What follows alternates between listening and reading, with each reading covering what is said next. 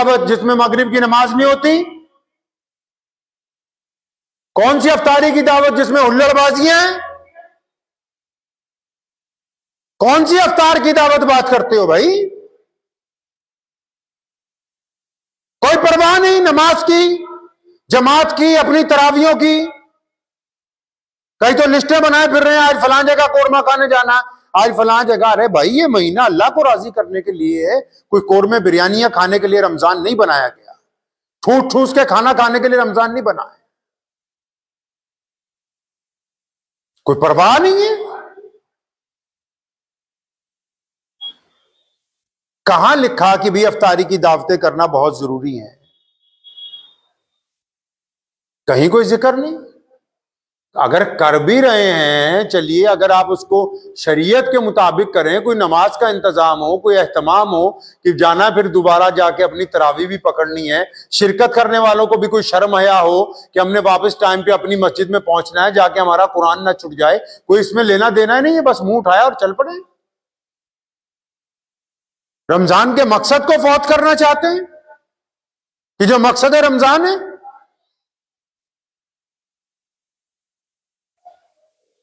लीडरान भी चाहते हैं कि भाई हमारी वाह वाह हो जाए। कई लोग अपना घर दिखाने के लिए अफ्तारी की दावतें कर रहे हैं। याद रखो, जिस बंदे में खुद कोई काबिलियत नहीं होती, वो चाहता है कि मेरी गाड़ी की तारीफ हो, मेरे कपड़ों की तारीफ हो, मेरे घर की तारीफ हो। लेकिन असल तो बंदा वही है जिसका किरदार अच्छा हो, लोग उसके किरदार की गुफ्तगू करें। वरना आपको यही काम करना पड़ेगा कि जी लोग हमारी तारीफ करें, फला का नाम किया, फला का। फिर मस्जिदों में, जिन मसाजिद में अफ्तार का इंतजाम नहीं है, लोगों के, मुसलमानों के इलाके हैं, घर हैं, उनको इस तरफ तो कोई तवज्जो नहीं कि कितने मुसाफिर आए हैं, उनका क्या इंतजाम है, नहीं, कोई तवज्जो नहीं है। और जहां बड़े इंतजाम है अफ्तार के, वहां जो लोग इफ्तार करने जा रहे हैं, उनकी सफाई की तरफ कोई तवज्जो नहीं है कि बस उठे और चल दिए, बस सफों के ऊपर वही कूड़ा करकट छोड़ने। रमजान डिसिप्लिन का नाम है। तहजीब, तमद्दुन किस तरह कायम होगा? बंदा अल्लाह के कानून में, अल्लाह के ऑर्डर में, खुदा के निजाम में कैसे आएगा एक बंदा?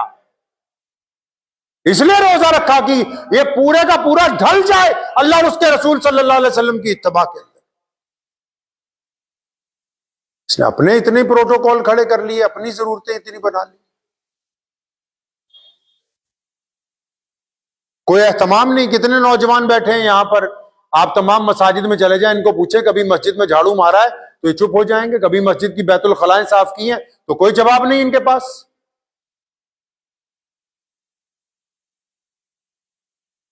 कि कभी मस्जिद के निजाम में कोई खिदमत अंजाम दी, नहीं।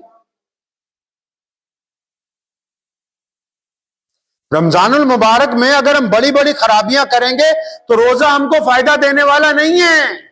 रोजा इत्तबा का नाम है, अल्लाह से वफादारी का ऐलान है, मोहम्मद रसूलुल्लाह के कानून के मुताबिक, सुन्नत के मुताबिक चलने का नाम है, दूसरों की मदद करने का नाम है, मोहब्बत के साथ दूसरों से गुफ्तगू करने का नाम है, गिरते हुओं को सहारा देने का नाम है, गरीबों की मदद करने का नाम है। और नबी अलैहिस्सलाम के हुक्म के मुताबिक पांचों नमाजें जमात से पढ़ने का नाम है। अपनी जुबान से गाली ना देने का नाम रोजा है। अपनी आंखों से दूसरों की बेटियों की तरफ गंदी निगाह ना डालने का नाम रोजा है। अपने हाथों को गुनाहों से रोकने का नाम रोजा है। उसको रोजा कहते हैं। ये थोड़ी कि सहरी की और उसके बाद सो गए, शाम को मगरिब के वक्त उठे, फिर अफ्तारी करने के बाद सड़क पे घूमने के लिए निकल गए। ये रोजा थोड़ी,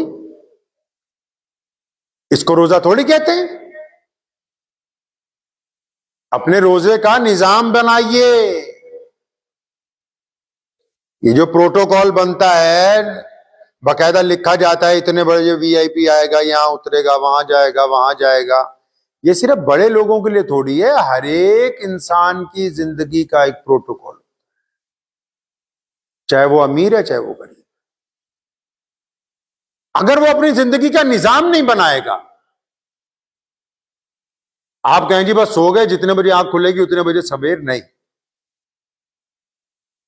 जब दिल चाहेगा खाएंगे, जब दिल चाहेगा खाना छोड़ देंगे, नहीं। जब वक्त मिलेगा सोएंगे, जब वक्त नहीं मिलेगा देर तक जागेंगे, नहीं। आप जिस मुकाम पे भी हैं अपना जिंदगी का एक निजाम बनाएं। कभी रात को इतने बजे ईशा के बाद आधा घंटा 1 घंटा फलां काम है या फलां बंदे से मिलना है या फलां घर की जरूरियात निपटानी है, उसके बाद मुझे हर हालत में सोना है। इतने बजे सुबह उठना है, इतने बजे सहरी करनी है, इतने बजे फलां मस्जिद में नमाज के लिए जाना है, इतना पारा कुरान पाक का फजर की नमाज के बाद पढ़ना है, इतने बजे घर के लिए जाऊंगा या सैर करने के लिए जाऊंगा, इतने बजे काम पे निकल जाऊंगा, इतने बजे जोहर होगी। अपनी जिंदगी का अगर आप शेड्यूल नहीं बनाएंगे, सिर्फ रमजान में ही नहीं आम दिनों में भी, तो आप कामयाब नहीं हो सकते। आप कामयाब नहीं हो सकते। जिंदगी का निजाम बनाना जरूरी। दफ्तरों में वक्त क्यों देते हैं भाई 9 बजे आना मुलाजमत के लिए, 5 बजे छुट्टी देंगे। उनको पता है कि अगर वक्त तय नहीं करेंगे फिर तो ये अपनी मर्जी से जब मर्जी आए जब मर्जी चले जाए। रेलगाड़ी चलती है, वक्त क्यों तय करते हैं कि उसी वक्त पे आप पहुंच जाए, आपको आपकी सवारी मिल जाए। अगर ड्राइवर को कह दें अपनी मर्जी से दौड़ाता रहे फिर तो किसी को भी वो सवारी हासिल नहीं होगी। जो खड़े होंगे मिल गई, नहीं खड़े हो नहीं। आप अपनी जिंदगी को निजाम क्योंकि हमने निजाम में अपने निजाम के अंदर दौलत के दखल को बढ़ाया।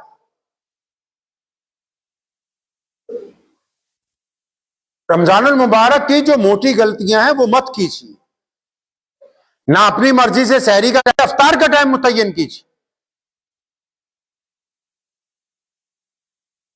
ना अपनी मर्जी मारिए कि जी इतनी तरावियां पढ़नी है, भाग जाना है। नहीं, 29वें रमजान तक जब तक चांद नजर नहीं आता इत्मीनान से नमाज तरावी पढ़िए। रोज कम अज कम फजर के बाद, जोहर के बाद, असर के बाद आधा आधा पारा कुरान शरीफ पढ़िए, ताकि आपका जाती तौर पर भी 1 या 2 कुरान पाक रमजान मुबारक में मुकम्मल हो जाए। रमजान कुरान का महीना है। इस महीने में अल्लाह ताला ने सारा कुरान आसमान दुनिया पे नाजिल फरमाया है। तो अपने गिरेबान में झांकना है। इस बार किसके गिरेबान में झांकना है जी? दूसरों के नहीं। सलाम फेर के ये नहीं देखना कौन आया कौन नहीं आया। सलाम फेर के ये अंदाजा लगाना है कि मैंने नमाज अच्छी तरह पढ़ी है कि नहीं पढ़ी।